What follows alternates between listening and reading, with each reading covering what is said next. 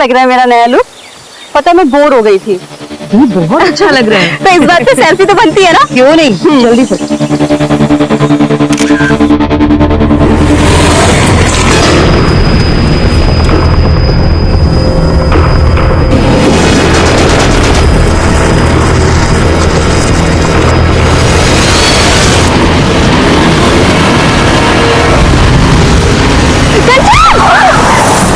साले अंधे, तुझे दिखाई नहीं देता क्या?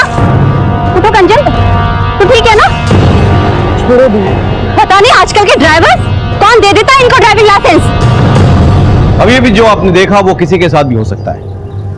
नमस्कार, मैं सीनियर इंस्पेक्टर विवेक शर्मा और स्वागत है आपका क्राइम पेट्रोल दस्तक में। हमारे साथ ऐसे तरह तरह के एक्सीडेंट्स होते रहते हैं। रोज ऐसी कितनी खबरें आती हैं, लेकिन क्या यह महज एक्सीडेंट था? यह भी तो हो सकता है कि ये कोई हादसा ना होकर कोई सोची समझी साजिश हो, या फिर आने वाले अपराध की दस्तक।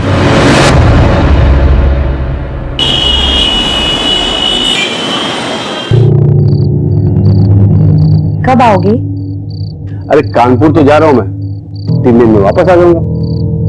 वो शर्ट मत रख, टाइट हो गई है। जीजू को देखो, रोज सुबह उठकर जॉगिंग करने के लिए जाते हैं।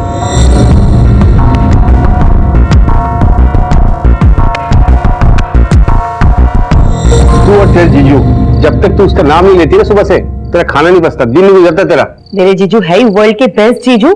कितना हार्ड वर्क करते हैं वो। हाँ, ये बात तूने सही कहा। वैसे हार्ड वर्क तो मुझे करने का दिल कर रहा है। क्या कर रहे हो? क्या कर रहा हूँ? पापा पापा पापा, आज हम भी आपके साथ सोएंगे। पापा कल आप चले जाएंगे ना, इसके लिए आज हम आपके साथ ही सोएंगे। मैं भी। ठीक है बेटा, आओ। ध्यान रखना अपना।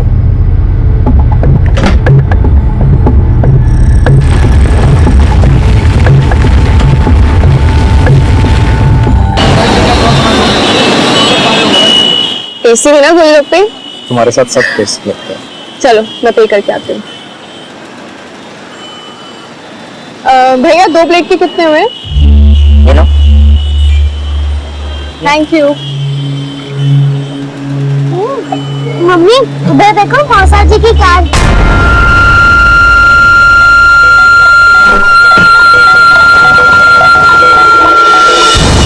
ये पैसे लो, चलो।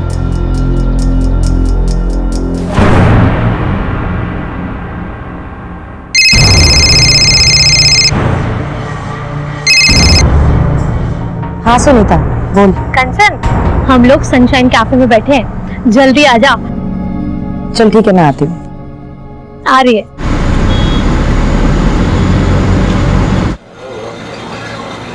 हाय। हाय, कैसी हो? तो क्या गॉसिप हो रही है यहाँ? किसी किसी की लाइफ में कितना स्पाइस होता है, हनीमून पीरियड खत्म ही नहीं होता है। किसका हनीमून पीरियड नहीं खत्म हो रहा है? वो देखना कपल तेरे पीछे।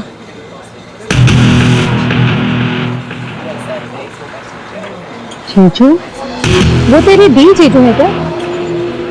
नहीं नहीं, वो पीछे से देखने में मुझे ऐसा लगा मेरे जीजू कोई और है। ओके, अच्छा सुनो, मैं चलती हूँ, मुझे बच्चों को ना पिक करना ट्यूशन। अरे अभी तो आई हो, क्या बैठ रहा हूँ थोड़ा सा। नहीं नहीं, लेट हो रहा है, मैं ना फिर कभी आऊंगी। हाँ अच्छा, तू चल भी ना। Bye bye.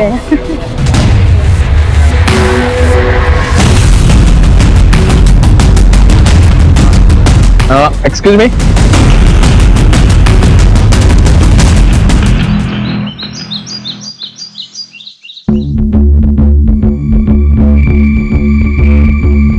क्या कर रहे हो तुम दोनों? देख मेरे, मैं कुछ जरूरी काम कर रही हूँ। मम्मी आप क्या काम कर रही हो? आप तो बस मौसा जी को फोन लगा रही हो ना। लाइन में लग। अरे क्या कर रही है रिया तू?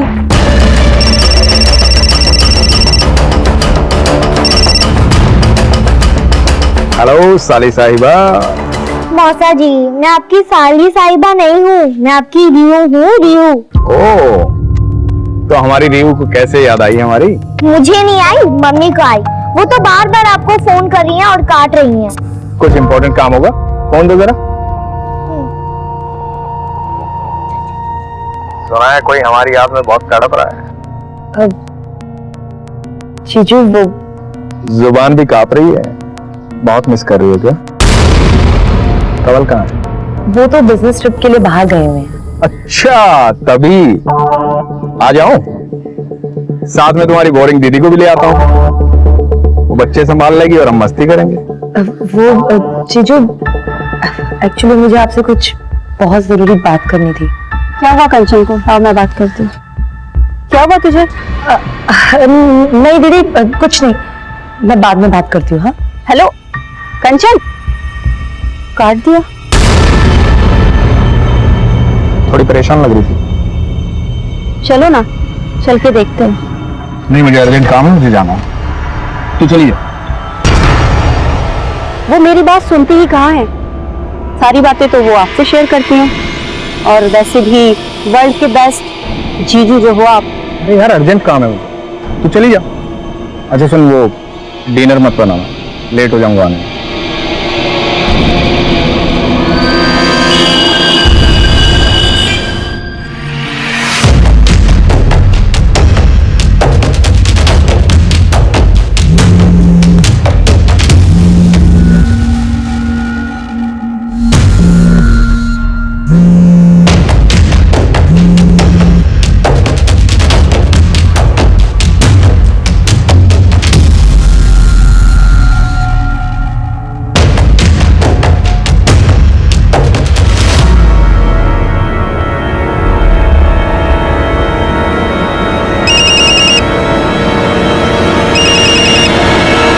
जीजू, इतनी रात को भी जीजू की याद आ रही है तुम्हें? हाँ, अब जीजू का नाम लेके इतना भी मत जला। नहीं, वो एक्चुअली जीजू का कॉल आने वाला था तो मैंने सोचा कि। तो ठीक है ना? हाँ, क्यों? नहीं, थोड़ी परेशान लग रही है तुम। नहीं, बस आपको मिस कर रही हूँ। मेरी हॉट बीबी, मेरे बच्चों का ख्याल रखना। कानपुर से जल्दी आकर हॉट बीबी और बच्चों को ढेर सारा प्यार दूंगा मैं।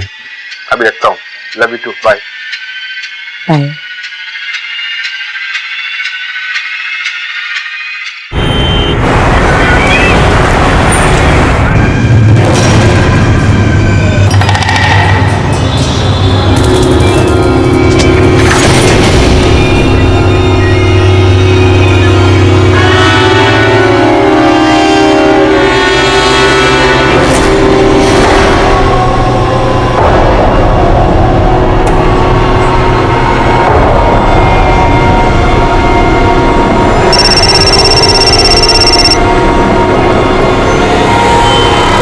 हेलो जीजू, कहाँ हैं आप? ऑफिस में।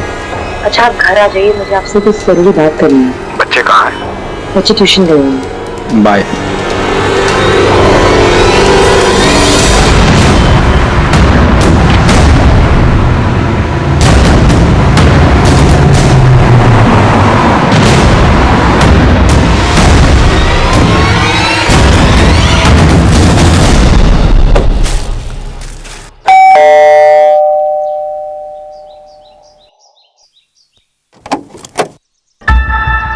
प्रीटी प्रीटी फ्लावर्स मेरी प्रीटी प्रीटी साली के लिए।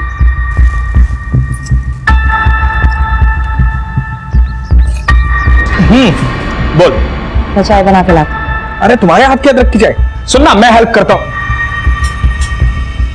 भाई, मेरी साली और उसके हाथ की चाय, दुनिया में इन दोनों का कोई मुकाबला नहीं है। चाय पत्ती, हाँ, चाय पत्ती, चीनी, पता है तुम्हें? वो तो तुम्हारी दीदी पहले मिल गई। तुम्हारी दीदी पहले नहीं मिलती ना, तो शादी तो मैं तुमसे करता। हाँ, मिल्क। हाँ, ये रहा मिल्क। ये लो। तो ठीक तो है ना?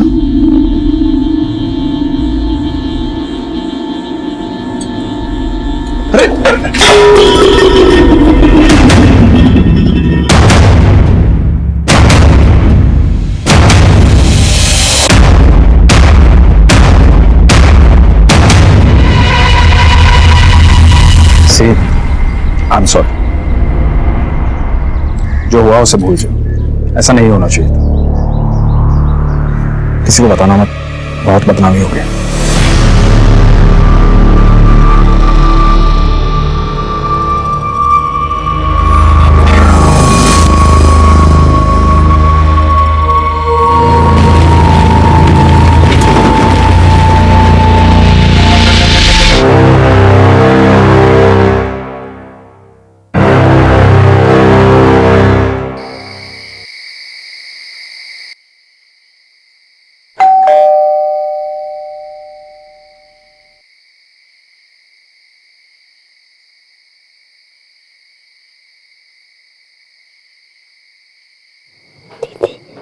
दीदी लगता है डैडी आता है।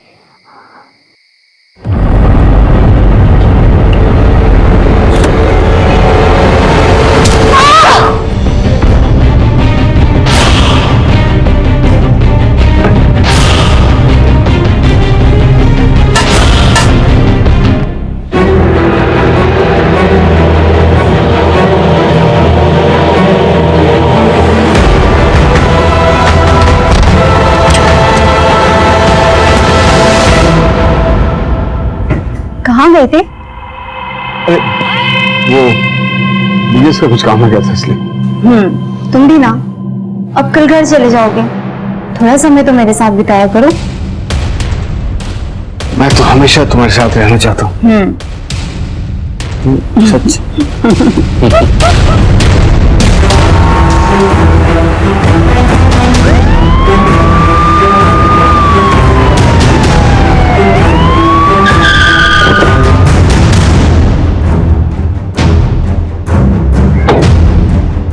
सर, एक औरत और 2 बच्चों की हत्या हुई।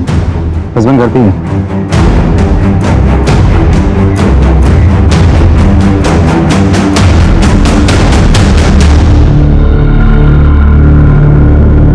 ये कब और कैसे हुआ? पता नहीं सर, मैं बाहर काम कर गया था, कर आया तो कब।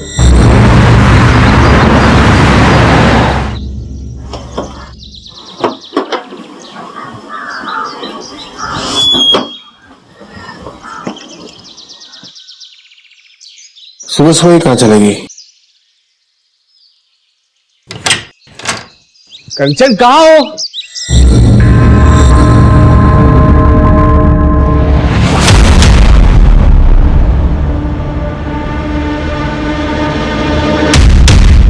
सर, मुझे तो ये रॉबरी का केस लगता है। अलमारी का लॉक तोड़ा गया है, तिजोरी बिल्कुल खाली है। और ये देखिए सर, ब्लड के ट्रेसेस भी तो हैं। तुम्हें तो कह रहे थे कि कोई फोर्स एंट्री नहीं हुई है। जी सर, मैंने चेक किया था, कोई फोर्स एंट्री तो नहीं हुई थी। लेकिन सर, ऐसा भी तो हो सकता है कि कंचन ने बिना देखे दरवाजा खोला हो और किलर ने अंदर आते ही तुरंत उस पर अटैक किया हो। क्योंकि जिस तरीके से कंचन की बॉडी नीचे दरवाजे के बिल्कुल पास पड़ी है और ब्लड के ट्रेसेस भी दिख रहे हैं वहाँ, इससे ये बात तो साफ हो जाती है कि किलर ने उसे दरवाजे के आसपास से कहीं मारा। काम करो, फॉरेंसिक से कहो कि अलमारी से ब्लड सैंपल्स और फिंगरप्रिंट्स कलेक्ट करें।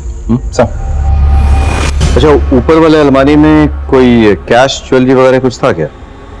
तो 3 लाख रुपए कैश और 3 लाख के गहने भी थे। कुछ भी नहीं। ज्वेलरीज की फोटोग्राफ्स हैं आपके पास? इनसे ज्वेलरीज की फोटोग्राफ्स कलेक्ट कर लेना। हाँ, टाइम से नहीं। फॉरेंसिक के बाद तुरंत बॉडी पोस्टमार्टम के लिए भेजो। सर, मैं ये कह रहा था कि आप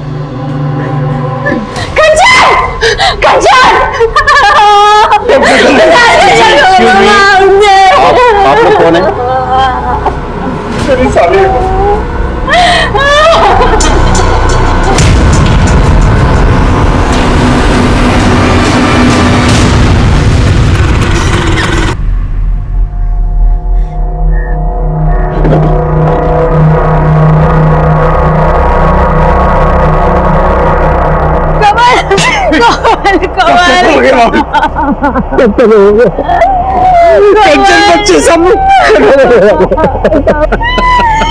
मैंने तुझसे कहा था कंचन की कुंडली में दोष है, उसे अकेला मत छोड़ना।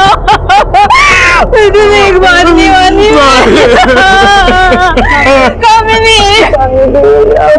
भाभी संभालिए अपने आप को।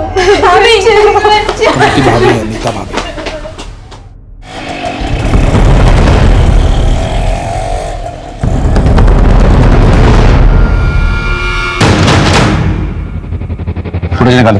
सर, कंचन को अपराध की दस्तक मिली थी पर उसने नहीं सुनी। जान गवा बैठी और साथ ही साथ उसके 2 मासूम बच्चे भी मारे गए। इनिशियल इंक्वायरी में हमें फैमिली में कोई प्रॉब्लम नहीं दिखी। हमें लग रहा था कि यह कोई लूटपाट का केस है। ऐसे में कुछ नए एविडेंसेस हमारे हाथ आए। सर, फॉरेंसिक और पोस्टमार्टम रिपोर्ट आ गई है। तीनों के स्कल में फ्रैक्चर है सर। सर पे किसी भारी चीज से मारा गया। वैसे घर में मुझे कोई सस्पिशियस फिंगरप्रिंट नहीं मिले। लेकिन हाँ सर, ये घर के बाहर की जो फुटेज है, यहाँ मुझे कुछ सस्पिशियस लग रहा है। मैं आपको फुटेज दिखाता हूँ।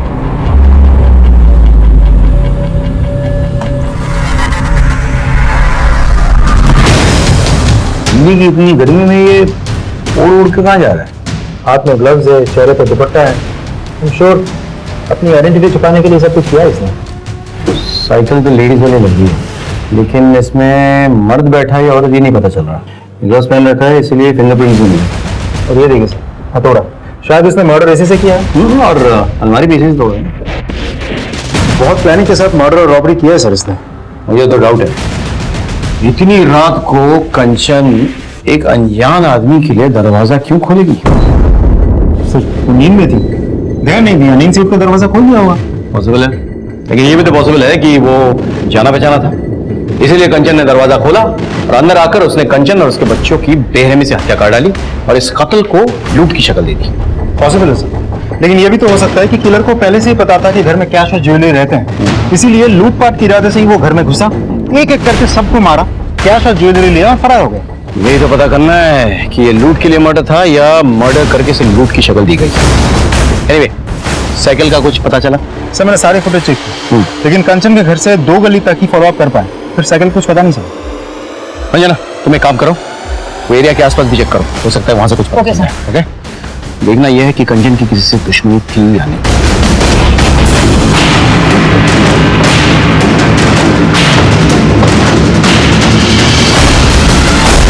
नहीं सर, कंचन की किसी से कोई दुश्मनी नहीं थी सर, उसकी तो कभी किसी से छोटी मोटी लड़ाई भी नहीं हुई सर। सर कुछ कहना? सर कुछ दिन पहले की बात है, मैं और कंचन मार्केट में थे और जब हम मार्केट से घर लौट रहे थे तो तभी एक कार बहुत तेजी से कंचन की तरफ आई।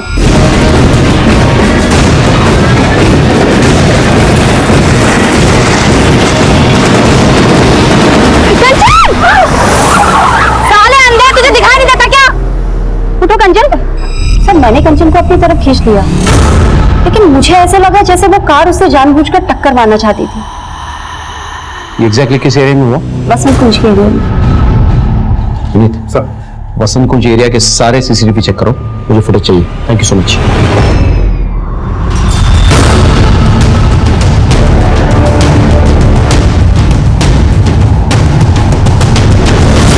फुटेज में ड्राइवर का चेहरा कुछ क्लियर नहीं है, गाड़ी की डिटेल्स निकलवाओ। सर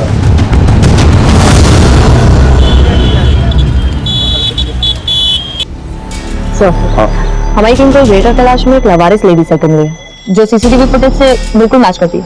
पता चला किसकी? नहीं सर, बहुत कोशिश की पर कुछ पता नहीं चला। सर सीसीटीवी में जो गाड़ी है उसके ओनर का पता चल गया, गाड़ी किसी गौतम के नाम पर रजिस्टर्ड है। बुलाओ। गौतम जी, DLY-XYZ 1234 आपकी गाड़ी का नंबर है? जी सर। 14 तारीख को आप अपनी गाड़ी में कहाँ जा रहे थे? मैं कहाँ जाऊंगा सर, मेरी तो कार ही चोरी हो गई है। चोरी हो गई मतलब? हाँ साहब, मुझे ये लगा कि आप मेरे कार के बारे में बताने के लिए यहाँ बुलाए। मैंने FIR दर्ज करवाई थी करोलबाग थाने में, ये देखिए उसकी रिपोर्ट।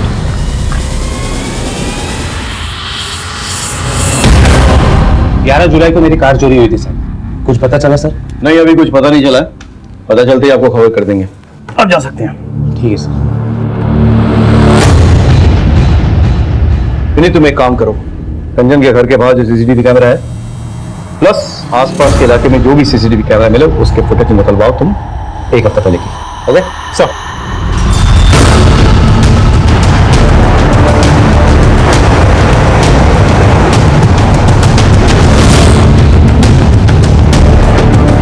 सर मैंने कंचन के घर के बाहर की 1 हफ्ते की फुटेज निकलवाई है, कुछ दिखाना चाहता हूँ।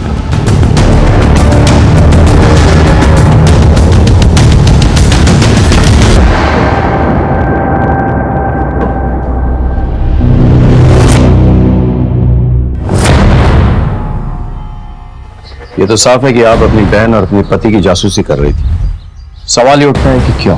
आई एम सॉरी सर, मुझे थोड़ा डाउट हो गया था। क्या आपके पति का आपकी बहन के साथ चक्कर चल रहा है? सर दरअसल मेरे हस्बैंड बहुत हंसी मजाक करते हैं और कंचन से भी उनकी बहुत जमती थी। आई डोंट नो सर, मेरे मन में ये बात कहाँ से आ गई। सर दरअसल कंचन बार बार मेरे हस्बैंड से बात करने की कोशिश कर रही थी, तो बस मुझे ऐसा लगा जैसे सर मेरे मन में शक पैदा हो गया सर। लेकिन मुझे बहुत गिल्टी भी फील हुई सर अगर ये बात सिद्धार्थ और कंवल को पता चल गई ना तो उन्हें बहुत बुरा लगेगा। अगर इसमें आपका हाथ है तो फिर हमें भी बहुत बुरा लगेगा। फिर हम चलते हैं।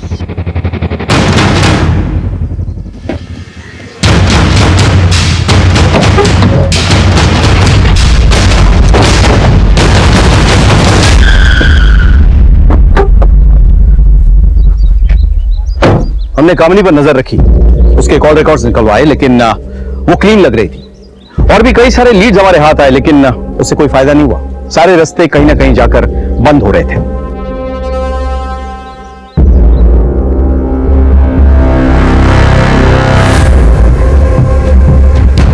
हमें वो लेडी साइकिल भी मिल गई जिसमें चलकर शायद वो हत्यारा आया था, लेकिन वो साइकिल किसकी थी ये पता नहीं चला। सीसीटीवी फुटेज के जरिए हम उस गाड़ी और उसके मालिक गौतम तक भी पहुंच गए जिस गाड़ी से कंचन का एक्सीडेंट होने वाला था, लेकिन फिर भी कोई सुराग हाथ नहीं लगा। हमने करोलबाग पुलिस स्टेशन में पता किया, पता चला कि गौतम सच बोल रहा था।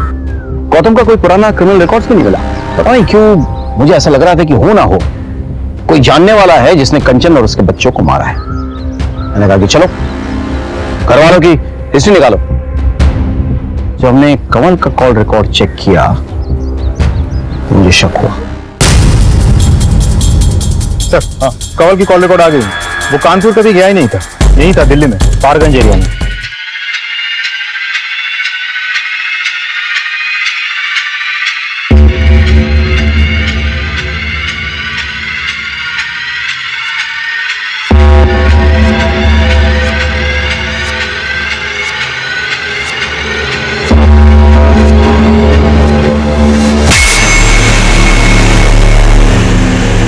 पारगंज वहां तो बहुत सारे होटल्स हैं।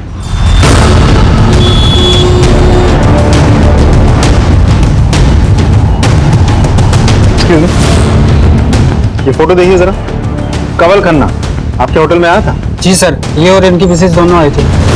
पैसे दिखा। खन्ना, मिस्टर और मिसेस खन्ना। सीसीटीवी है हमें? हाँ जी। फुटेज निकाल इस टाइम का।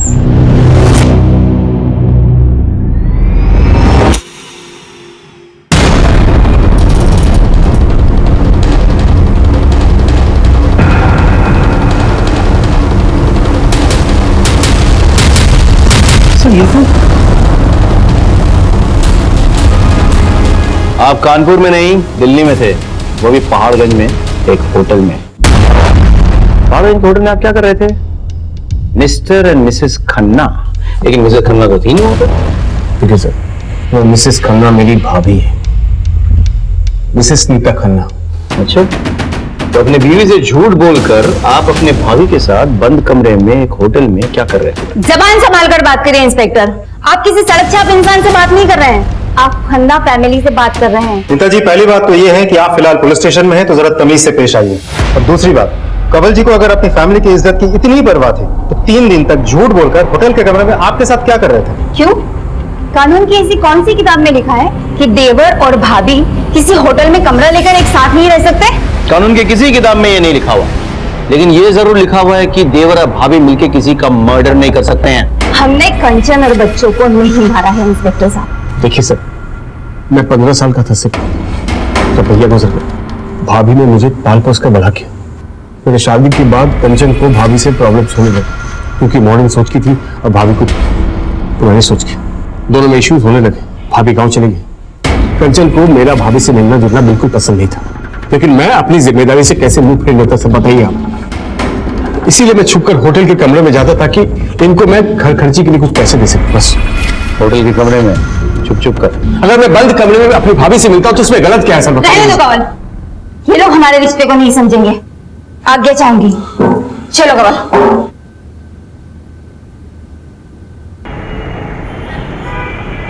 सोने की जरूरी मीटिंग है, आने में देर हो जाएगी, खाना खा लेना। आज जाना जरूरी है क्या? मुझे कुछ अच्छा नहीं लग रहा, प्लीज रुक जाओ। जाना जरूरी नहीं होता तो जाता नहीं। तो एक काम कर, कंवल और नीता भाभी के पास चली जा, उन्हें भी अच्छा लगेगा। कंवल भाई साहब भी बहुत परेशान है, एक ही रात में सब कुछ खत्म हो गया। पता नहीं कैसे मैनेज कर रहे होंगे वो। आप एक काम कीजिए, मुझे वहां छोड़ दीजिए, और रात को मुझे वहां से पिकअप कर लेना। गाड़ी निकालता हूँ तो तैयार हो जाओ। ठीक।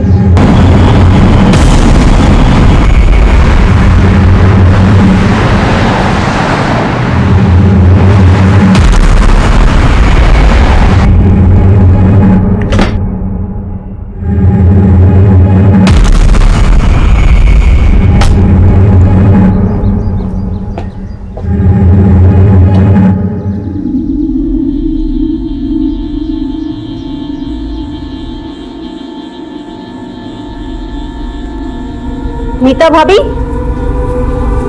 कवल भाई साहब, भाभी। तू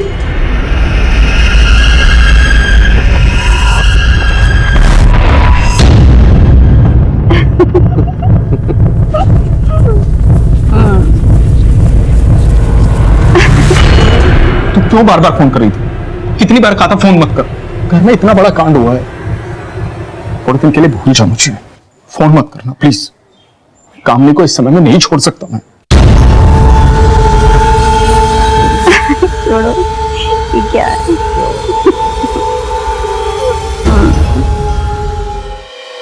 Siddharth, I need your help, Siddharth. मुझे तुम्हारी जरूरत है। दीदी प्लीज समझने की कोशिश करो प्लीज। तुम समझने की कोशिश करो Siddharth. I am pregnant.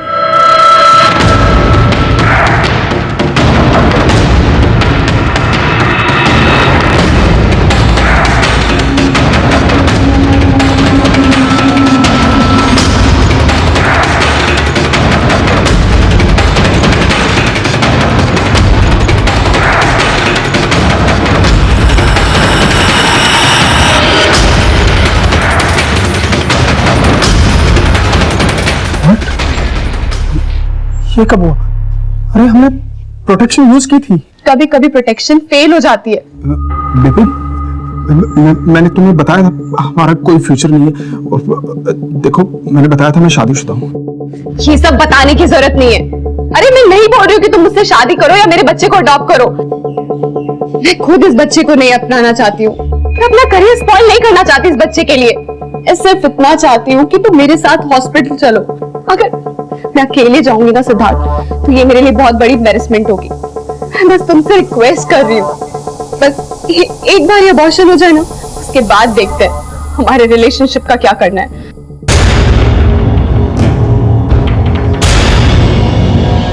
Please करो मत, मैं चलूंगा साथ में, सब ठीक हो जाएगा।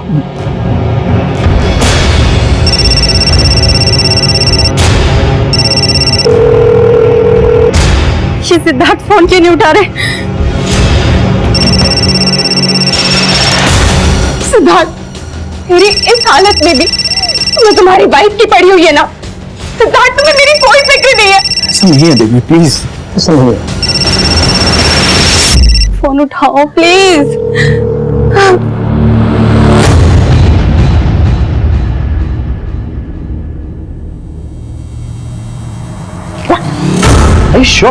हाँ सर, कवल ने ही मारा है मेरी बहन को। अभी मेरी बहन की चिता ठंडी भी नहीं हुई थी और उसका पति अपनी भाभी के साथ। जी आपके पास कोई प्रूफ है? हाँ सर है। ये देखिए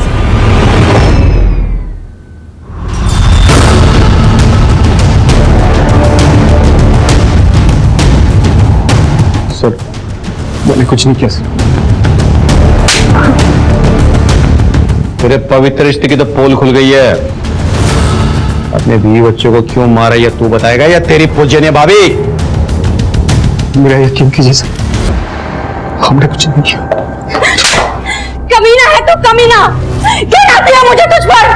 ऐसी घटिया हरकत करने के लिए तूने मेरी बहन और उसके बच्चे को मार दिया। छे सर, लेके जाइए इसे। लेके जाइए इसे। बच्चे को नहीं मारे, मैं अपने खुद के बच्चे को मारूंगा। छोड़ो मुझे। तो गलत फंसी हुई है। मेरी साली को मारा तूने? हाँ? मेरी साली को मारा तूने? अपने बच्चों को मार तूने? शर्म नहीं आई तुझे? आज साले छोड़ूंगा नहीं, छोड़ूंगा नहीं तुमको।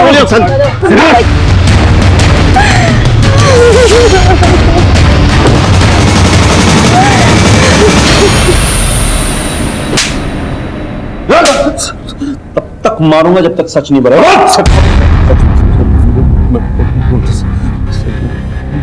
मैं सच कह रहा हूँ कि मैंने कुछ नहीं किया।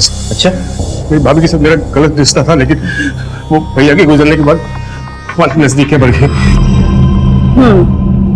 तुम भी अब कल घर चले जाओगे, थोड़ा टाइम तो मेरे साथ बिताया करो।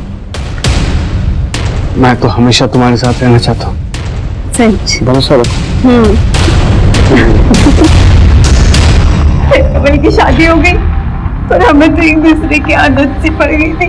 बस हमने तय किया जैसे चल रहा है वैसे चलने देंगे और हम छिप छिप के मिलने लगे थे। और तेरी बीवी को पता चल गया और तूने अपने बीवी और बच्चों को सच बोल। तो मेरी बीवी कंचन को कुछ नहीं मालूम था। कंचन को पता भी चलता तो भी मैं उसको नहीं मारता। I love her sir. ये छुप छुप कर मिलने से तंग आ गई होगी ना। और वैसे भी अभी तो तू सिर्फ 40 साल की है ना, अपने देवर के साथ तो लाइफ आराम से सेट कर सकती थी, लेकिन कंचन और उसके बच्चों के रहते तो ये सब कुछ पॉसिबल नहीं था, और इसीलिए तुम दोनों ने मिलकर के कंचन और उसके बच्चों को मार डाला। नहीं, ये गलत है। कमल अपनी पत्नी से बहुत प्यार करता था, दुनिया थी वो उसकी। कंचन एक बहुत अच्छी लड़की थी, मैं उसका घर नहीं तोड़ना चाहती थी। मुझे जो चाहिए था वो मुझे मिल रहा था, फिर मैं उसे क्यों मारूंगी? मर सकता, मर, तब तक मर जब तक सच नहीं बोलता, और उसके बाद ही मरता रहा। हमारे तमाम कोशिशों के बावजूद कमल और नीता इसी बयान पर टिके रहे कि उन्होंने ये खून नहीं किया। कमल दिल्ली में ही था और उसका अपने भाभी के साथ नाजायज संबंध भी थे, लेकिन हमारे हाथ कोई ऐसा पुख्ता सबूत नहीं लगा जिससे यह साबित हो सके कि उन्होंने ही ये मर्डर किए हैं। इसी बीच हमें एक लीड मिली और आगे बहुत सारे खबरी का फोन आया था। कंचन के घर से जो ज्वेलरी लुटे गए थे वो शाहदरा के पास एक ज्वेलरी शॉप में बेचे गए हैं। हाँ साहब, ये ज्वेलरी तो कल ही खरीदी है मैंने। चोरी का माल ही है, समझ में आया? माफ करना साहब, छोटा दुकान है अपना, छोटे मोटे लोग ही आते रहते हैं यहाँ पे। किसने भेजी थी? 2 लोग आए थे साहब, एक बाहर बाइक पे खड़ा था, एक अंदर आया था ज्वेलरी बेचने। सीसीटीवी है दुकान में? नहीं साहब, सीसीटीवी तो नहीं है। पहचान लोगे दोनों को? हाँ, एक पे तो पहचान लेंगे सर। स्केच बनवा दो सर। जय इनके सर।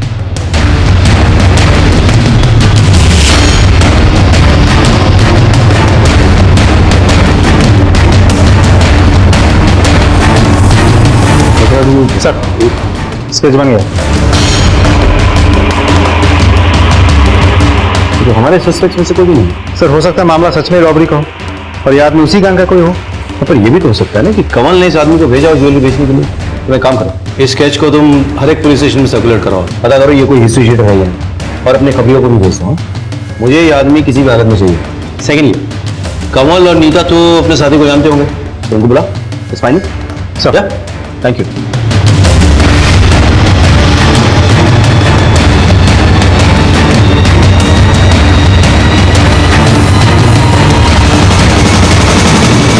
इसे पहचानते हो? नहीं सर। आप? नहीं सर। इसे पहचानते हो? नहीं सर। कामिनी जी कहाँ है? शायद वो जानती हो। वो कैसे जानेगी सर? उसके सारे फ्रेंड्स को मैं जानता हूँ, मैंने कभी नहीं देखा इसे। और वैसे भी कंचन और बच्चों की आत्मा की शांति के लिए वो हरिद्वार गई।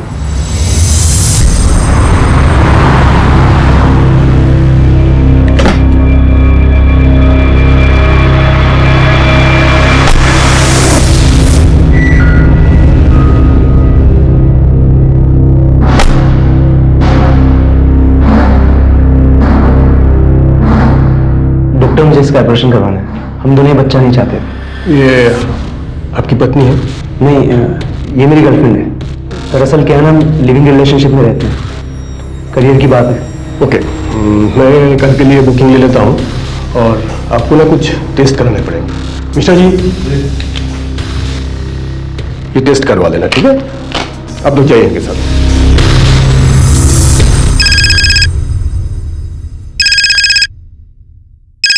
हेलो।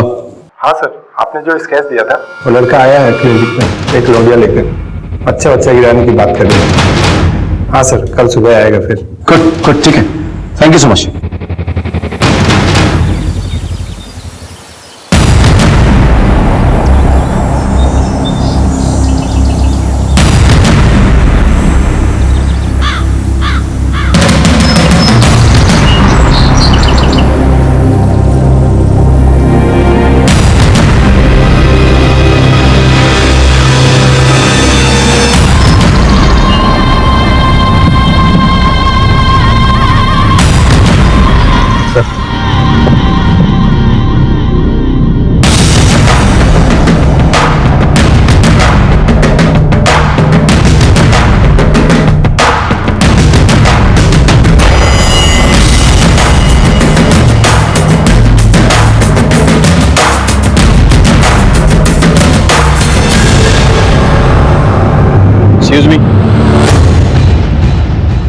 अब दोनों उस गाड़ी में बैठिए। चलिए सर बात क्या है? चलिए, बाद में बताया जाएगा आपको। चलिए कामिनी जी, बताइए आपने ये क्यों किया, कैसे किया और किसके साथ मिलकर किया? सर आप ये क्या कह रहे हैं? मुझे कुछ समझ में नहीं आ रहा है। और आप हमें यहाँ लेके क्यों आए हैं? सर ये सिद्धार्थ के दोस्त की गर्लफ्रेंड है और इसे अबॉर्शन कराना था। दरअसल सिद्धार्थ का दोस्त अपने गांव गया हुआ है तो सिद्धार्थ ने मुझे बोला इसकी हेल्प करने के लिए। सर मेरा कोई अपना बच्चा नहीं है तो बस मेरे मन में थोड़ा सा लालच आ गया था और मैंने रति को बोला कि वो इस बच्चे को रहने दे और सर वो इस बात के लिए राजी हो गई। नहीं डॉक्टर, हमें बच्चा चाहते हैं। ये तो अच्छी बात है, गुड डिसीजन। तो आप इनके बॉयफ्रेंड को जानती हैं? क्यों, अभी भी तो आपने कहा कि वो आपके पति का बहुत अच्छा दोस्त है। हाँ सर, वैसे तो नहीं जानती हूँ, बस उसका नाम जानती हूँ, रवि। इसे पहचानती हैं? हाँ सर, यही है रवि। सर रवि गौतम और मेरे पति बहुत अच्छे दोस्त हैं।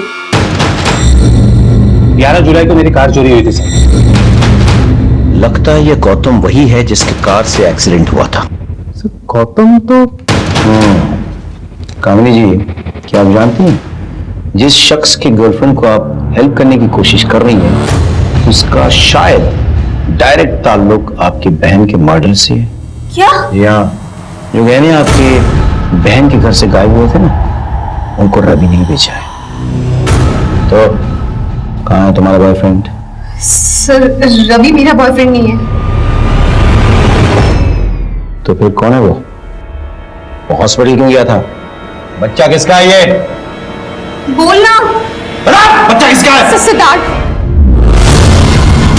क्या बकवास कर रही हो तुम? बकवास नहीं, मैं सच बोल रही हूँ। सिद्धार्थ ने मुझे बोला था कि वो मेरे साथ हॉस्पिटल नहीं जा पाएंगे, वो अपने किसी दोस्त को भेजेंगे और उन्होंने मुझे रवि से इंट्रोड्यूस कराया। मैं रवि के साथ क्लिनिक गई। देखा आपने कामिनी जी, इस आदमी ने आपके साथ विश्वासघात किया। अब उसी के नाजायज औलाद को अपना नाम देने की कोशिश कर रही थी। अब उसे कोई नहीं बचा सकता।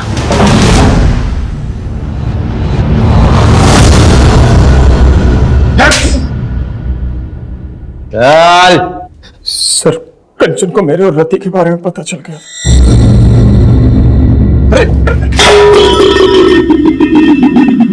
हाथ मत लगाइए मुझे। मैं आपको क्या समझती थी और आप क्या निकले? क्या हुआ? क्या बोल रही है तू? आप मेरी दी को चीट कर रहे हो और बोल रहे हो क्या हुआ? मैंने खुद अपनी आंखों से आपको उस लड़के के साथ देखा है। यहाँ पर मैं सारा दिन आपके नाम की माला जपते नहीं थकती कि मेरे जीजू वर्ल्ड के बेस्ट जीजू हैं और आप एक घटिया इंसान निकले। शर्म आती है मुझे आपको जीजू कहते हुए भी। सॉरी कंचन, माफ कर दो मुझे। तुम्हें पता है ना मैं तुम्हारी दीदी से कितना प्यार करता हूँ। तो वो लड़की तो ऐसे ही है, कभी नहीं मिलूंगा उससे, प्रॉमिस। प्लीज दीदी को मत बताना तुम्हारी। और मैं आपको लास्ट वार्निंग दे रही हूँ, अगर मैंने दोबारा आपको उस लड़की के साथ देखा ना तो मैं पुलिस में कंप्लेन कर दूंगी। मैंने उसे समझाया था किसी को कुछ मत बताना, और वो अपनी बहन को बहुत प्यार करती थी। मुझे लगा कभी ना कभी उसे कुछ कह देगी। मैंने सोचा मैं उसे मार देता। फिर मैंने गौतम की हेल्प ली और गौतम ने अपनी गाड़ी चोरी होने की झूठी रिपोर्ट लिखी।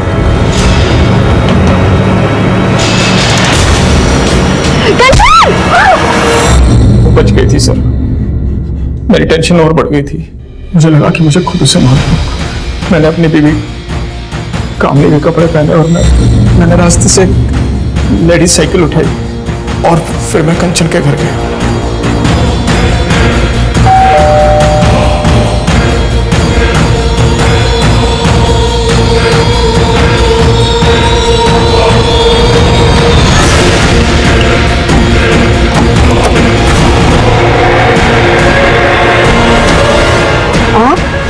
उसके बाद मैं ऊपर गया और मैंने ज्वेलरी लूट ली ताकि लूट का मामला लगे।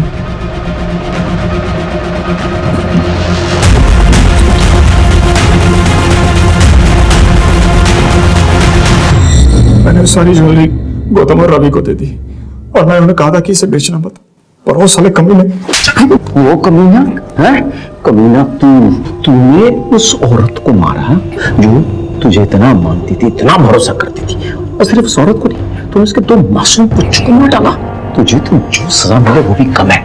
मेरे जैसे लोगों के कारण अपनों पर से भरोसा उठ जाता है। विश्वासघात बाहर से नहीं आते हैं, तेरे जैसे घर में पैदा होते हैं।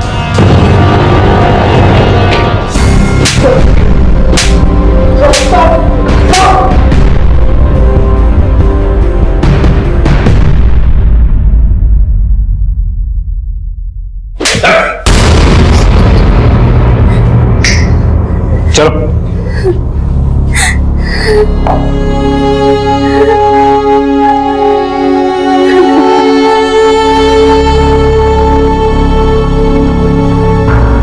कंचन को अपराध से पहले बार बार दस्तक मिली।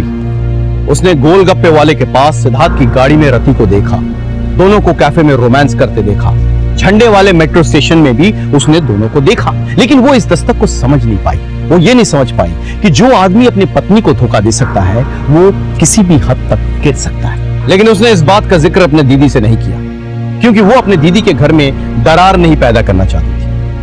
वो तो इस दस्तक को भी नहीं पहचान पाई कि उसकी दीदी कामिनी के मन में उसकी और जीजाजी को लेकर शक पैदा हो गया था। यहां तक कि कामिनी ने भी एक दस्तक को नजरअंदाज किया। जब गौतम की गाड़ी ने कंचन को टक्कर मारने की कोशिश की तब कामिनी को ऐसा लगा कि ये ड्राइवर जानबूझकर कर रहा था, लेकिन उसने इस बात को सीरियस नहीं लिया। वो अपने प्रॉब्लम्स में इतनी उलझी हुई थी कि उसने इस दस्तक को सुनकर भी अनसुना कर दिया। अगर उस वक्त कामिनी पुलिस स्टेशन चली गई होती तो शायद आज कंचन जिंदा होती और साथ में उसके बच्चे भी। देखते हैं हमारे आज के एपिसोड की दूसरी कहानी।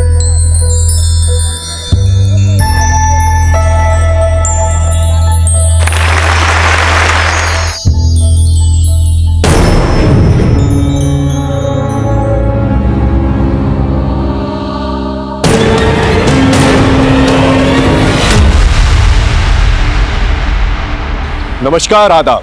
क्राइम पेट्रोल दस्तक में आपका स्वागत है। 4 अगस्त 2017 मास किलिंग का एक ऐसा हैरत अंगेज केस मेरे पास आया जिसे देखकर सब चौंक गए। एक घटना के 3 दिन पहले अपराध दस्तक में दस्तक दे रहा था, लेकिन इस केस से जुड़ा हर एक शख्स एक ऐसे चक्रव्यूह में फंसता चला गया जिससे निकलना बहुत मुश्किल था।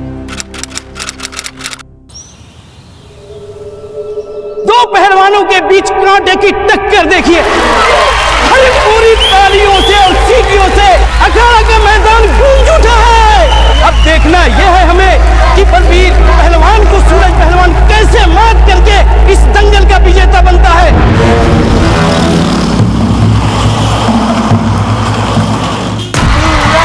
ये देखिए सूरज पहलवान बलबीर पहलवान पर हावी होते हुए।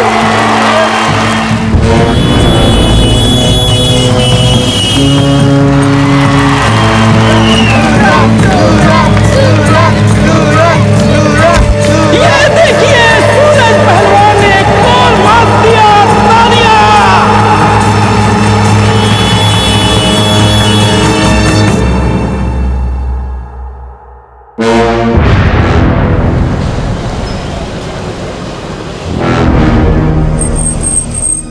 ये क्या गुप्ता जी, ये कौन सा धमाल की है? हमारे मंच पर शिवप्रकाश मिश्रा को बुला दिए। अरे पूरनपाल जी, हम नहीं बुलाए हैं, ये तो खुदे आ गए।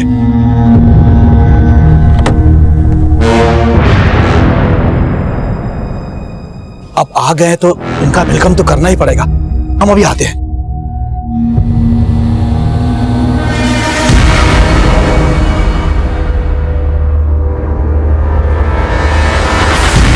प्रणाम। प्रणाम भैया जी। प्रणाम। आप यहाँ आकर सबको चौंका दिए भैया जी। वो हमारे बिट्टी बिटिया दंगल देखना चाहती है।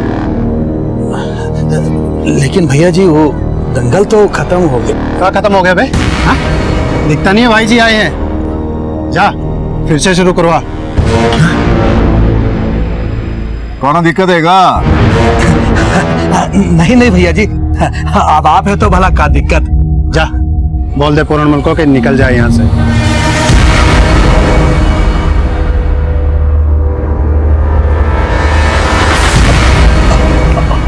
पूरनमल जी देखिए, बहुत ही बड़ा धर्म संकट आन पड़ा है। देखिए हम आ जाएंगे रात को आपके घर, हमको भिगा भिगा के मारिएगा, पर कृपया अभी आप लौट जाइए।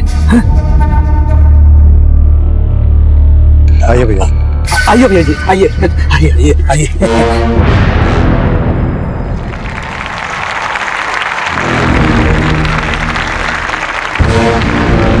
अब हम सबके बीच हमारे भूतपूर्व पहलवान और मौजूदा वक्त के नेता श्री श्री श्री प्रकाश मिश्रा जी अपने पुत्री श्री बिट्टी मिश्रा जी के साथ पधारे हैं।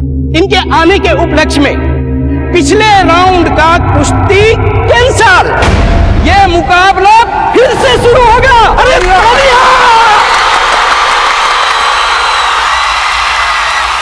मुकाबला फिर से शुरू।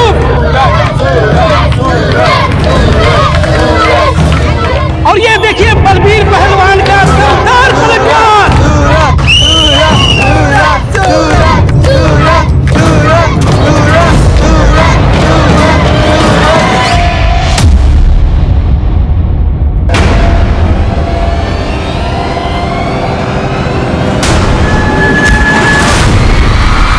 सूरज पहलवान ढेर और बलबीर पहलवान की जीत।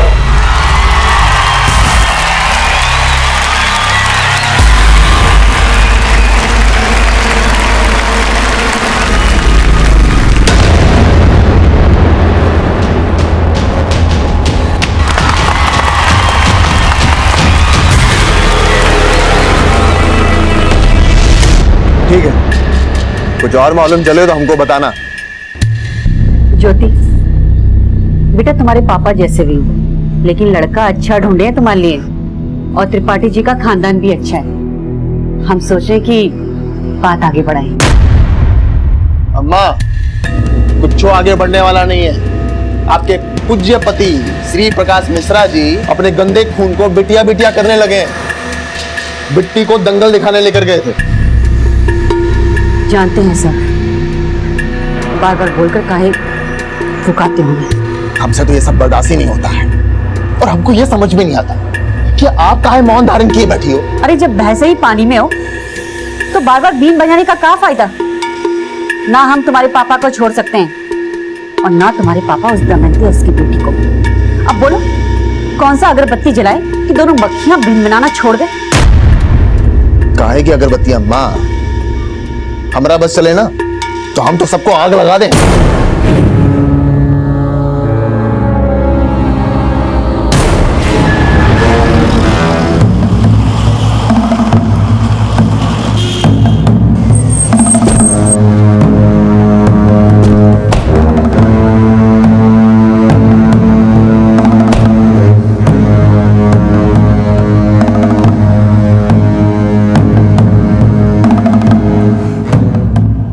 ज्योति, अंदर आना, जरा बात करनी है। पिताजी, आगामी चुनाव के लिए हमारे विरोधी एक भाषण तैयार किए हैं, सुनते जाइए। प्रत्याशी मुन्ना भैया यानी कि हम एक ऐसे बाप की औलाद है जो अपने घर का पकवान छोड़ के दूसरे घर की मुर्गी खाता है, और वो बिट्टी उसी मुर्गी की चूजी है जिसे रखैल से बीवी का दर्जा। जबान काट देंगे तेरी हम। हाँ, आप तो हमारी जबानी काट सकते हैं। अरे काहे उस बिट्टी और उसकी मां के लिए हमारी छवि बिगाड़ने में लगे हुए हैं आप। कोई किसी की छवि नहीं बिगड़ेगी। तुम्हारी ही उंगली पकड़ के इस क्षेत्र के प्रत्याशी बने हो तुम। तुम्हारी जीत सिर्फ हमारे हाथों में है। सिर्फ चुनाव में जीतने के लिए तुम्हारे अंदर ये आग नहीं लगी है। तेरे अंदर कोयला सुलगाने वाला कोई और है। हमारी मान ज्योति के साथ साथ बिट्टी को भी बहन मान ले। मानना पड़ेगा।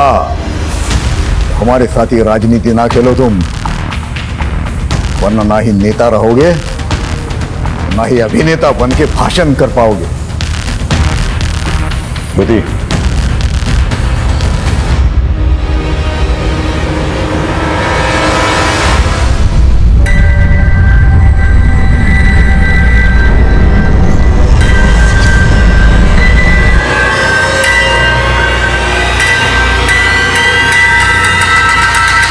पहलवान पस्त है, पर तुमको लगता बड़ा मस्त है। पहलवान जब रूठ जाता है ना, और भी गदर मचाता है। पर वो इतना ठंडा क्यों है? सुना है हमेशा मर्द की जीत के पीछे औरत का हाथ होता है, लेकिन हमारी वाली अलग ही है। तुम्हारी वजह से हार गया मैं आज। हम तो खुद आए थे तुम्हारी जीत का जश्न देखने। हमने सोचा था पापा तुम्हें जीता देखेंगे ना तो आसानी से तुझे हमारे गले का हार बना देंगे। पर तू टेंशन मत ले, दामाद तो तू ही बनेगा उनका।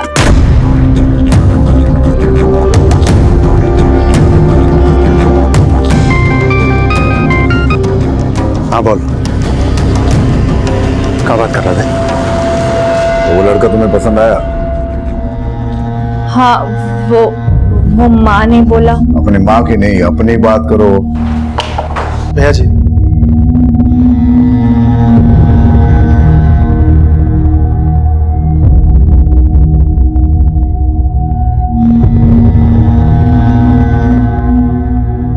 भैया जी वो बिट्टी सूरज पहलवान के साथ है।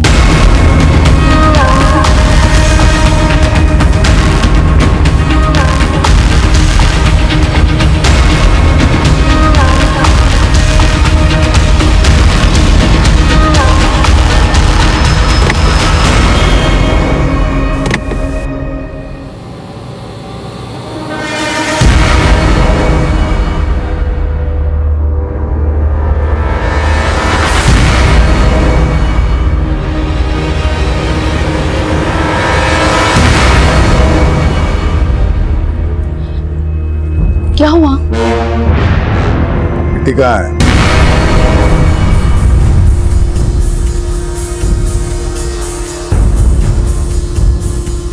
अरे हाँ हाँ त्रिपाठी जी, आप तैयारी तो शुरू कर दीजिए। त्रिपाठी जी के बेटे योगेश के साथ बिट्टी की शादी तय हो चुकी है। 3 दिन बाद शादी है, न सगाई होगी न तिलक होगा। इन 3 दिनों में तुमको जो भी तैयारियां करनी है कर लो। जी पापा,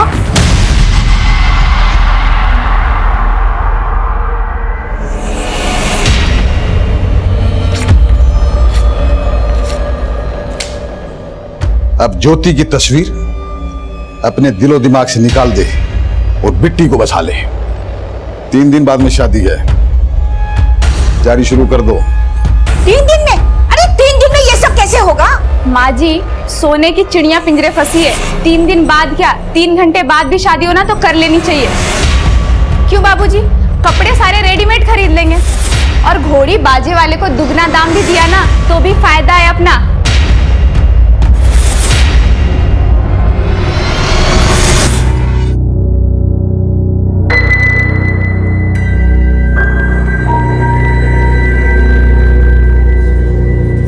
सुनो भाई, शाम 5 बजे तक सब सजावट पूरी हो जानी चाहिए। अगर नहीं हुई ना तो तुम सब लोगों का नक्शा बदल देंगे हम।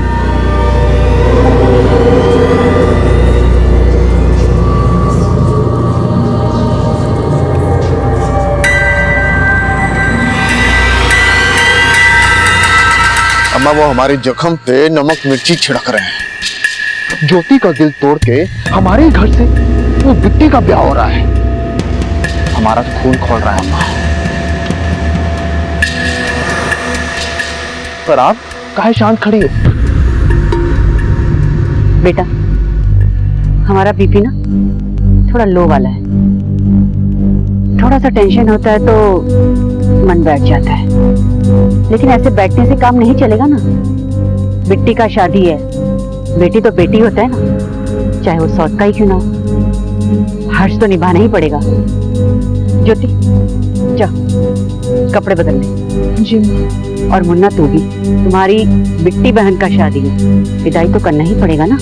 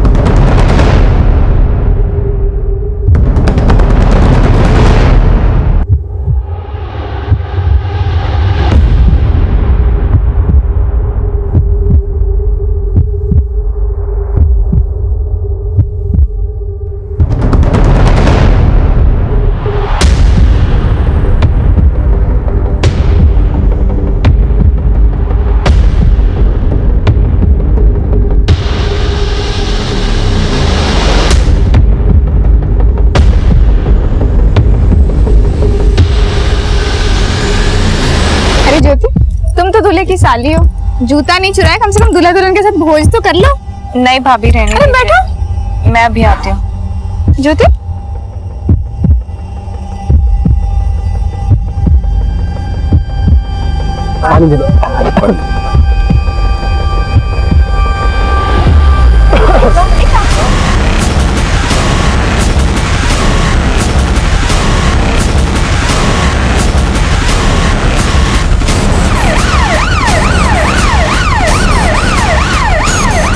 डॉक्टर साहब बहुत सारे पेशेंट्स हैं, 4 एम्बुलेंस पीछे और आ रही है। जल्दी से इमरजेंसी स्टाफ को बुला।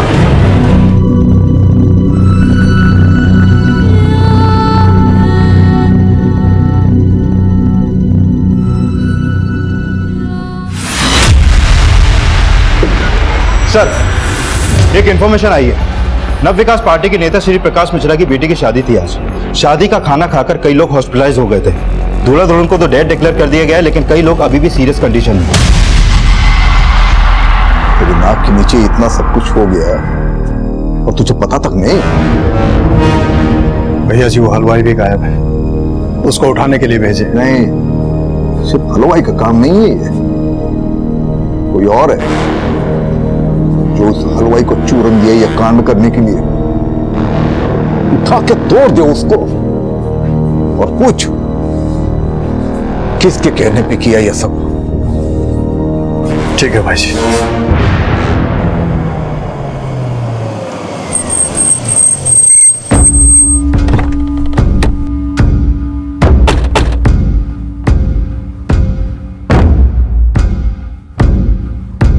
सर, पहले मुझे लगा कि शायद ये फूड पॉइजनिंग का केस है, लेकिन 80 से ज्यादा लोग यहाँ पर हॉस्पिटल में एक एक करके भर्ती हो गए जो शादी का खाना खा के बेहोश हुए हैं। पॉसिबिलिटी खाने में जहर मिला। हाँ, हो सकता है। धीरज, फौरन शादी के वेन्यू पे जा और सारा का सारा खाना जो है ना फॉरेंसिक टेस्ट के लिए भेजो। Okay sir. दूल्हा दुल्हन की पूरी फैमिली को खत्म करने की कोशिश की गई है। बहुत बड़ी कॉन्स्पिरेसी लगती है। क्या मुन्ना भैया भी गायब हैं? बाद में कॉल करते हैं। श्री प्रकाश मिश्रा जी से बात करनी है। देखिए साहब, आप हमसे बात कीजिए, हम उनके पीए। हमें फैमिली मेंबर से बात करनी है।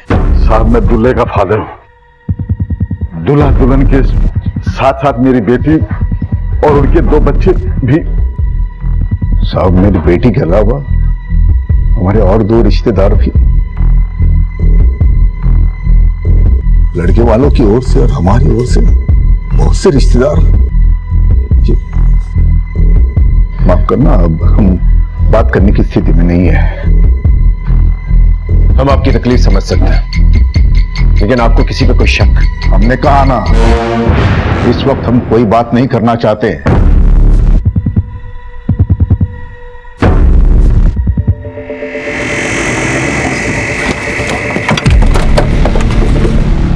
यादव, बात देखो। सर,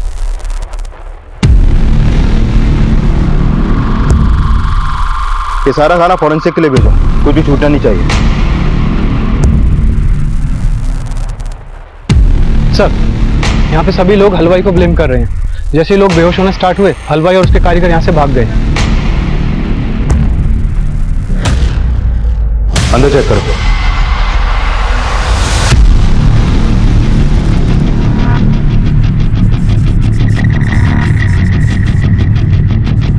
ये रसोई के खाने का भी सैंपल लो। सर, उधर एक आदमी बेहोश पड़ा है।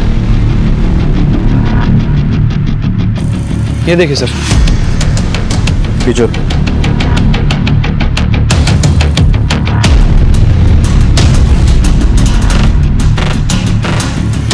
नशे में धोता है ये।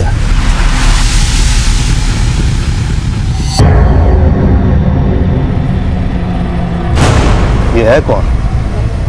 मुन्ना,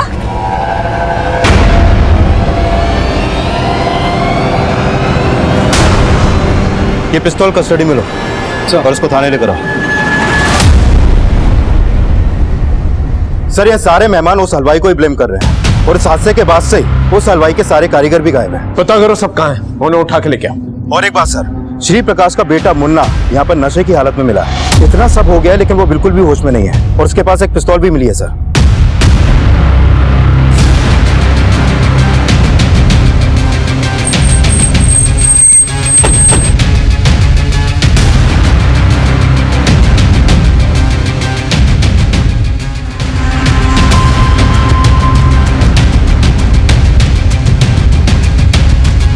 जिनकी मौत हुई है उनकी बॉडी पोस्टमार्टम के लिए भेज दो।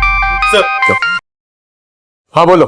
सर, मैं यहाँ हलवाई के घर आया तो यहाँ पर कोई नहीं मिला, और इस हलवाई के घर में तोड़फोड़ भी हुई है। ऐसा लगता है कि जैसे इस हलवाई को किसी ने पर्पसली गायब कर दिया हो सकता है श्री प्रकाश के आदमियों ने उसे मारा पीटा और बदला लेने के लिए उसे गायब करवा दिया।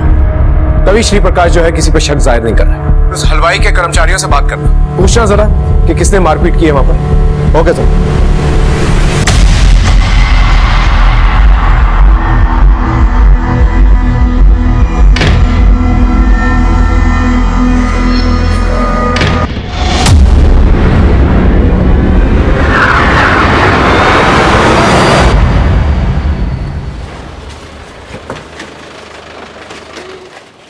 सर, उस हलवाई गिरधारी के एक कारीगर का पता चला था, हमने उसे उठा लिया है।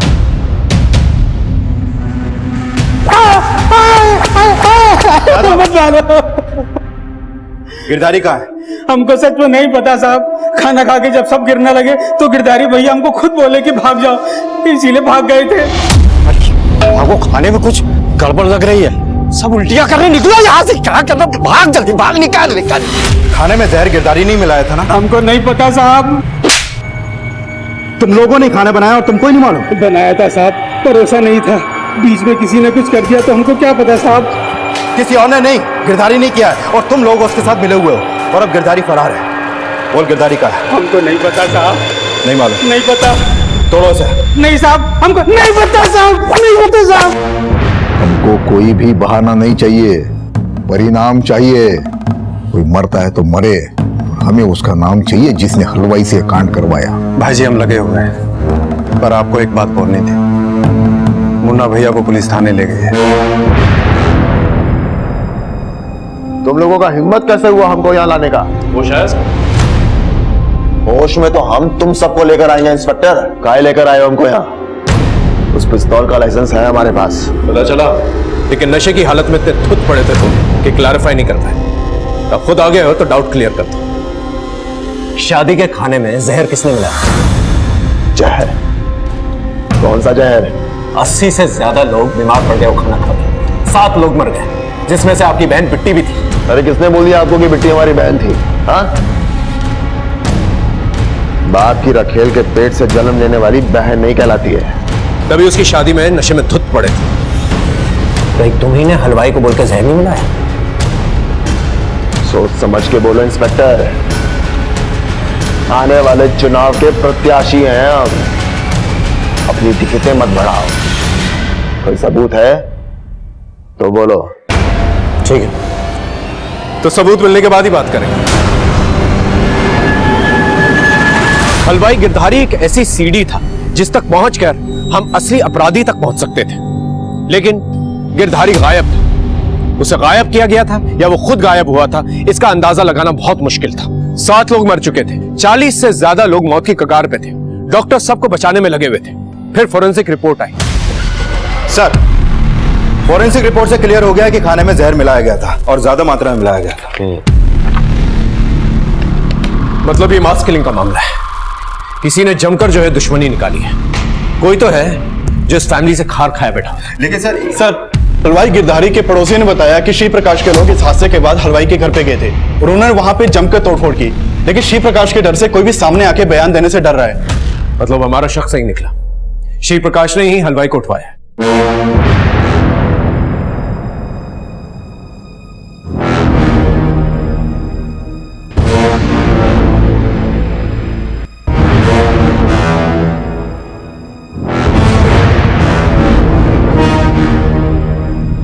पता करो श्री प्रकाश गिरधारी को कहां पर छिपा के रख सकता है, और श्री प्रकाश के दुश्मनों को भी पता करो जो ये कांड कर सकता है। Okay sir. सर, इसमें शादी में आने वाले हर मेहमान की डिटेल्स लिखी हुई हैं। इसके अलावा बैंड वाला, डेकोरेटर्स, हेल्पर्स और शादी के वीडियोग्राफर, फोटोग्राफर को थाने बुला लिया गया है। शादी में मौजूद सभी वर्कर्स और मेहमानों से हम पूछताछ कर रहे थे। वहीं शादी में खींचे गए फोटोग्राफ्स और रिकॉर्डेड वीडियोस को हम बारीकी से स्टडी कर रहे थे, पर हलवाई गिरधारी को श्री प्रकाश मिश्रा द्वारा गायब करवाने का हमारा संदेह बरकरार है। आप तो पॉलिटिक्स में रहे, आपके कई दुश्मन होंगे, आपको किस पे शक नहीं हुआ?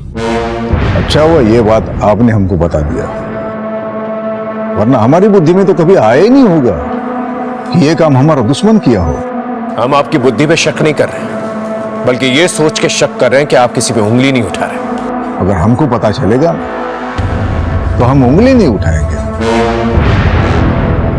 उसके पूरे खानदान को खत्म कर देंगे। उस हलवाई गिरधारी ने आपको कुछ बताया नहीं अब तक? हमें पता है, हम उसके घर गए थे। देखिए, उस हलवाई को हमारे हवाले कर दीजिए। हमारे हाथ नहीं लगा, वो भाग गया या गुस्से में उसे ऊपर पहुंचा दिया। अपने हाथ में रहना इंस्पेक्टर। अगर छानबीन करने का इतना ही शौक है तो पता करके बताओ गिरधारी कहां छुपा हुआ है।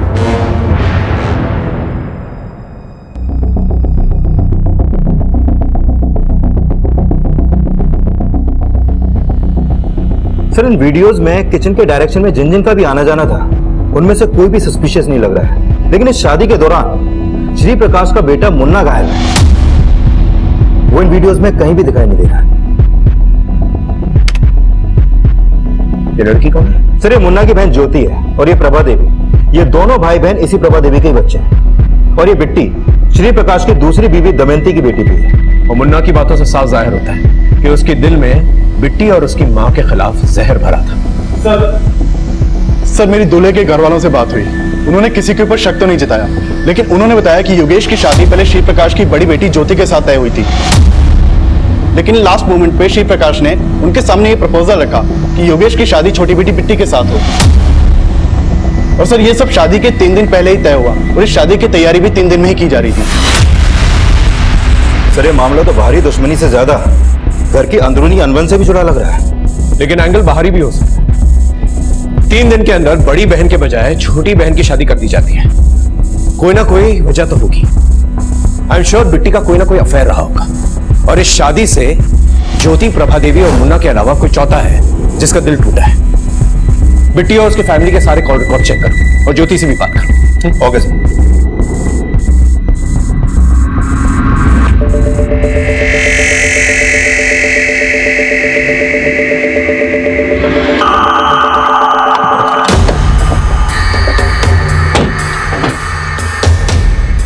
हमें प्रभा देवी और उसकी बेटी ज्योति से मिलना है। आइए सर। ये सच है कि ज्योति की शादी पहले योगेश से होने वाली थी? सर, शादी कहाँ होने वाला था? हम तो केवल ज्योति का फोटो भेजे थे त्रिपाठी जी को। तो त्रिपाठी जी ने भी लड़के का फोटो भेजा था, लेकिन ज्योति को लड़का पसंद नहीं आया, तो इसके पिताजी ने बिट्टी का बात चला दिया। तो आप योगेश से शादी नहीं करना चाहती थी? हमें ज्योति से अकेले में कुछ बात करनी है। कहाँ पूछना है आपको? हमसे पूछिए। शादी का वीडियो देखकर आ रहे हैं हम। शादी में तो तुम थे नहीं, इसलिए तुमसे बाद में बात करेंगे। बाद में कहा है? अभी सुन लीजिए। हम उस दिन अंदर बैठ के पी रहे थे और वो बिट्टी हमारी बहन नहीं है, तो हम काहे उसकी शादी अटेंड करते? हाँ?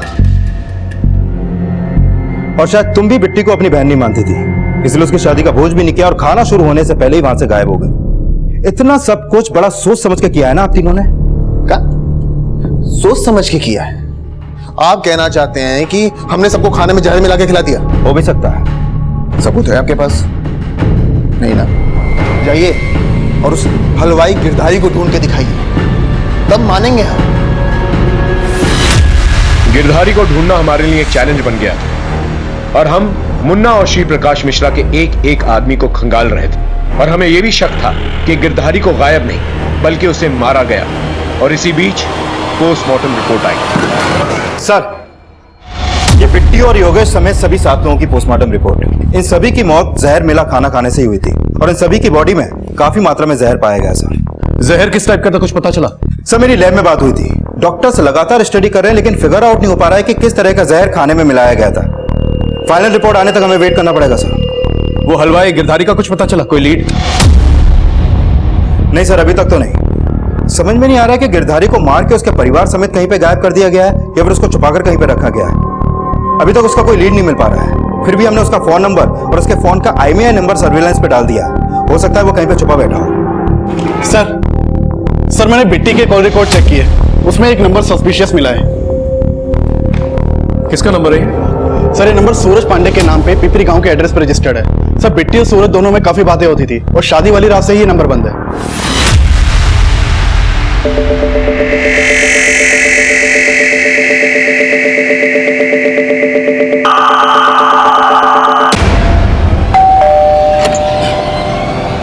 सूरज यहीं रहता है? जी साहब।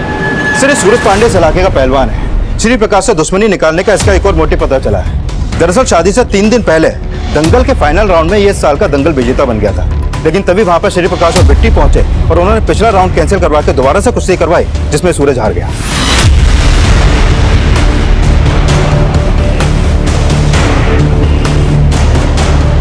सूरज, तुमको थाने चलना होगा। लेकिन सर इसकी हालत तो देखिए आप। तुमने बताया कि पहले दंगल में चीफ गेस्ट पूरन बना, फिर ऑर्गेनाइजर्स ने लास्ट मोमेंट पे उसे हटाकर श्री प्रकाश को चीफ गेस्ट बना दिया। हाँ सर, श्री प्रकाश का इस पूरनमल से भी 36 का आंकड़ा है। पहले ये दोनों एक ही पार्टी में थे, लेकिन बाद में श्री प्रकाश ने पूरनमल को पार्टी से निकलवा दिया था और तब से ये पूरनमल श्री प्रकाश से खार खाए बैठा है। सर, सूरज को ले आए हैं। चलो। हम और बिट्टी एक दूसरे से प्यार करते थे, ये भी सच है, हम एक दूसरे से शादी करना चाहते थे, लेकिन बिट्टी का बाप उसकी शादी कहीं और करवा रहा था। और यही बात तुझे रास नहीं आई कि प्यार उसने तुझसे किया और शादी अपने बाप की मर्जी से करनी थी। सर आप कहना क्या चाहते हैं? वजह एक और भी हो सकती है कि इस साल दंगल जीतकर भी तो हार गया श्री प्रकाश की वजह से, और उस रात श्री प्रकाश के घर के पास तेरा फोन एक्टिवेट हुआ था। क्या कांड करने गया था वहां पर? सर आपको मेरी हालत देख के ऐसा लगता है कि मैं वहां कांड करने गया था? सर मैं वहां बिट्टी को आखिरी बार देखने के लिए गया था।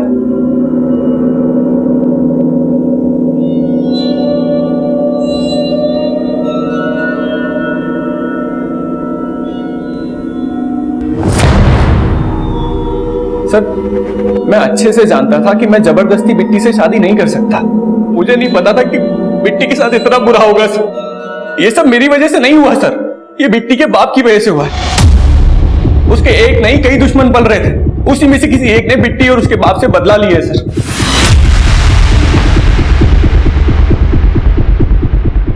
इसका कोई सबूत नहीं कि श्री प्रकाश के आदमियों ने इसे मारा हो। ये सब कुछ इसका प्लान भी हो सकता है। ये भी हो सकता है कि गिरधारी और पूरनमल के टच में हो। जब पूरनमल चीफ गेस्ट था, ये आदमी दंगल जीता था। हो सकता है कि पूरनमल ने इसे भड़काया। इस पूरनमल को इन्वेस्टिगेट करो। Okay sir.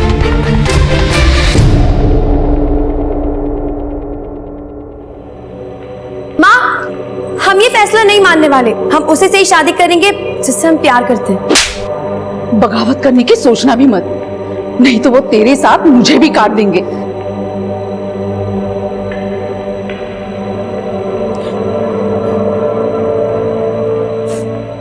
बहुत गलत किए हम।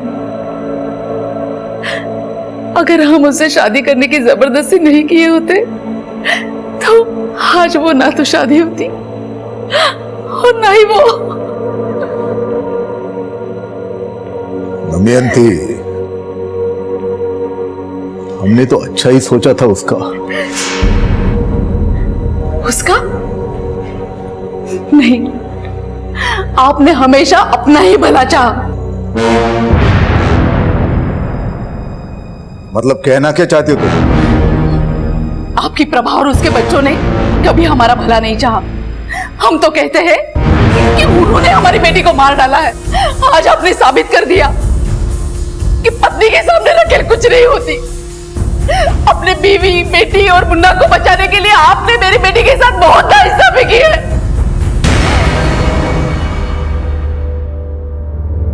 सर शादी के खाने में जो जहर मिलाया गया था, उसकी इस फॉरेंसिक रिपोर्ट के मुताबिक खाने में एक खास तरह का जहर मिलाया गया था के लिए यूज किया जाता है। ये जहर इतना पावरफुल और इतना जल्दी असर करता है कि 80 में से 7 कैजुअलिटी फिर भी कम है। कहीं और भी जाने जा सकती थी।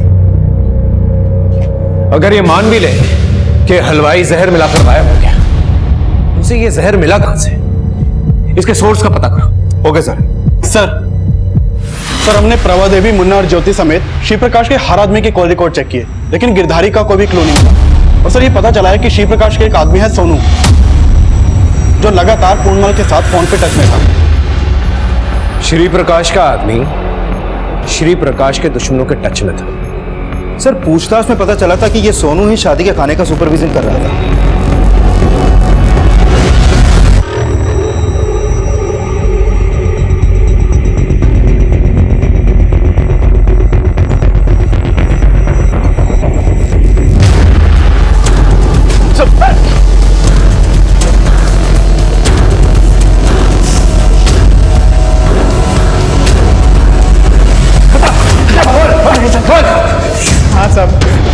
पैसे लेके भैया जी से गद्दारी कर रहा था, लेकिन साहब मेरा इस खून में कोई हाथ नहीं साहब। गिरधारी का है? वो भी मिला हुआ है ना तेरे और पूरनमल के साथ? नहीं साहब, गिरधारी को मैं जानता भी नहीं साहब। भैया जी का सेक्रेट इन्फॉर्मेशन लेके पूरनमल को दे देता था बस। आप अच्छी तरह से तोड़ो ऐसे, नहीं बोलेगा ये। पुलिस सोनू को भी उठाए है और पता चला है कि वो पूरनमल को बहुते फोन घुमाया था। सर सोनू को बहुत तोड़ा लेकिन कुछ भी उगल नहीं रहा है। सर ये पूरनमल भी गायब है।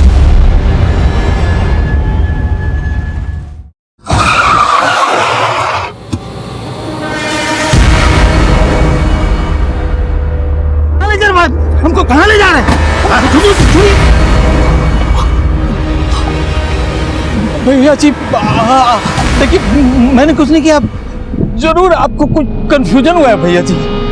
ठीक है सर, पूरनमल को श्री प्रकाश के आदमियों ने उठाया है।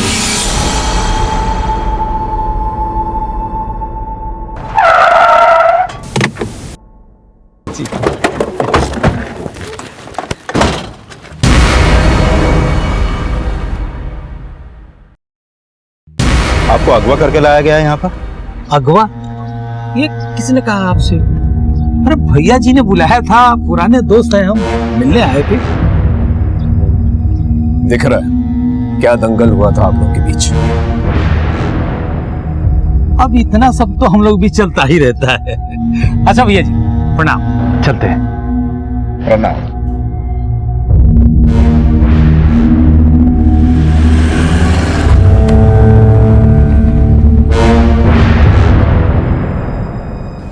पूरनमल को हमने उठवाया, थोड़ी पूछताछ की, टटोला उसको। हमें मालूम पड़ा कि यह काम उसका नहीं है। हमारे खिलाफ कोई कंप्लेंट नहीं करेगा, डरता है हमसे। पर उस सोनू को मत छोड़िएगा। आपको क्या लगता है हम आपके हिसाब से काम करेंगे? आपने आपके हिसाब से क्या कर लिया अब तक? बोलो किसने किया कांड? हमारे हिसाब से तो सारा कांड जो है आपके बेटे मुन्ना ने किया। देखिए मुन्ना हमारा बेटा है, हमारा खून है, और हमारे खून में इतना छिछोरापन नहीं तो पीठ पीछे वार करे। तो मुन्ना को कुछ करना होता तो गोलियां चला दो, धमाका कर देता वो। लेकिन ये पीठ पीछे जहर मिलवाना ये उसकी फितरत नहीं है। और मुन्ना के दिल में जो जहर भरा है उसके बारे में तो पता ही होगा आपको। अगर आपका हो गया है तो आप जा सकते हो।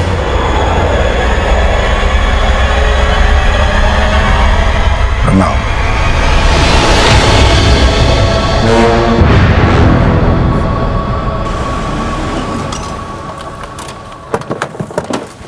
सर अब तक हम ये मान रहे थे कि यह कांड श्री प्रकाश के किसी दुश्मन ने किया होगा, लेकिन यह भी सच है कि किसी में भी इतनी हिम्मत नहीं है तो श्री प्रकाश से दुश्मनी मोल ले।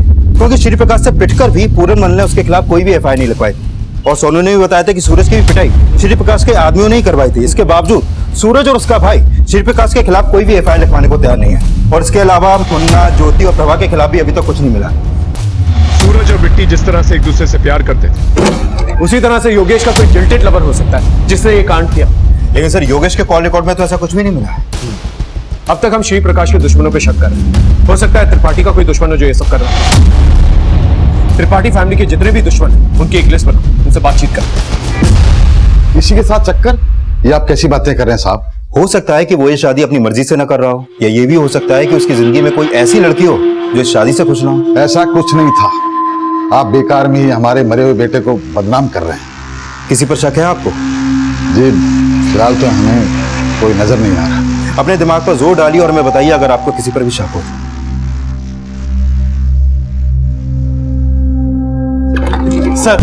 सर अभी अभी गिरधारी के फोन का IMEI एक्टिव हुआ है और उसने अपने फोन में एक दूसरे नंबर का सिम कार्ड भी डाला है जिससे उसने कॉल किया है। पता करो वो नंबर किसका है और गिरधारी का फोन जिस लोकेशन पे एक्टिवेट हुआ है ना उस लोकेशन को ट्रेस करो और एक टीम लेके जाओ।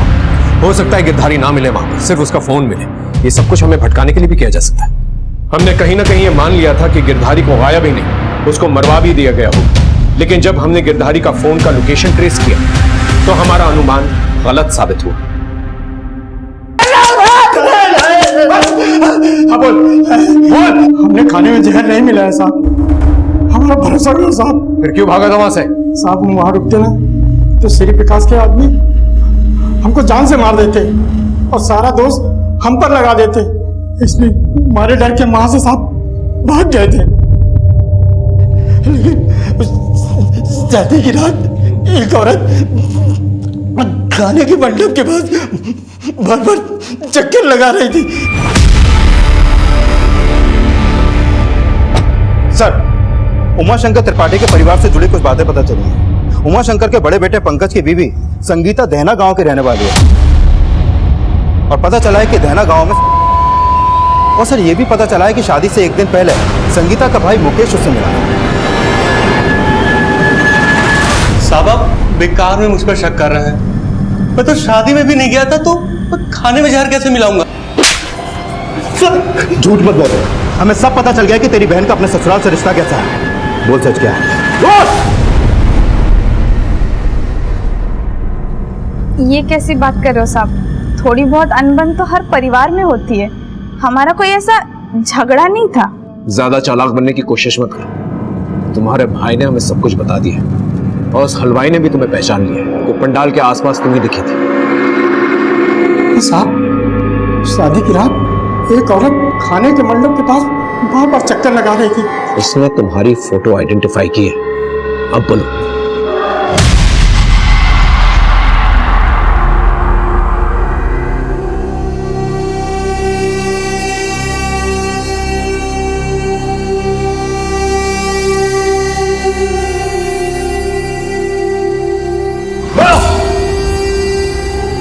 हाँ सब, मैंने मिलाया था खाने में जहर।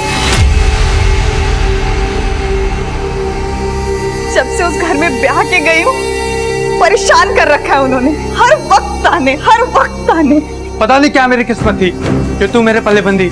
न शक्ल न सूरत, गंवार कहेंगी। ये क्या खाना बनाई है तू? कुछ आता है कि नहीं बनाने के लिए? सब मैं तंग आ गई थी, लेकिन सब चुपचाप सह रही थी। और फिर जैसे ही श्री प्रकाश की बेटी का रिश्ता योगेश से तय हुआ, पापा जी ने कहा वो सोने की चिड़िया है। हर बार मेरी माँ बाप की गरीबी का मजाक उड़ाया इन्होंने। फिर मैंने भी ठान लिया कि इस बार इनकी खुशी में इनके साथ ऐसे खुश हो जाऊंगी ना कि इन्हें शक तक नहीं होगा मुझ पे। मैं तो चाहती थी मेरे सास ससुर पति सब मर जाएं, लेकिन मेरे सास ससुर खाने की मेज तक पहुंचे ही नहीं। और पंकज, अपना बदला लेने के लिए तुम इस हद तक गिर गई कि इतने सारे लोगों की जान खतरे में डाल दी।